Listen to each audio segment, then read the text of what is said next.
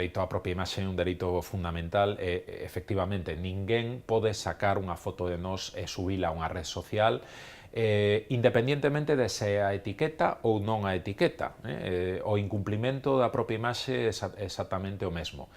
Que pasa? Que se nos etiqueta, ademais estará incumplindo outro dereito fundamental tamén, que é o dereito á privacidade, o dereito á protección de datos de carácter personal. É dicir, non só publicará a nosa foto, senón tamén o meu nome e a miña identificación online.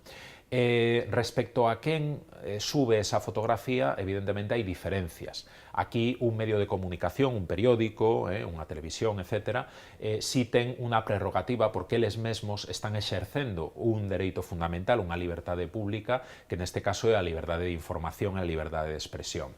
Por tanto, eles si teñen unha excepción precisamente na lei que desarrolla o tema da propia imaxe, que é a Lei Orgánica 1/1982, que di claramente que un medio de comunicación pode utilizar imaxes de persoas sin o seu consentimento, pero se teñen que dar dous circunstancias fundamentalmente, dous requisitos. O primeiro, que este informando dun suceso a acaecemento público, que teña trascendencia de noticia, que interese ao público, e, en segundo lugar, que esa persoa aparezca como meramente accesoria, é dicir, que ela non sea o obxeto da noticia ou o centro da noticia, salvo que se trate dun famoso, un personaxe público, evidentemente.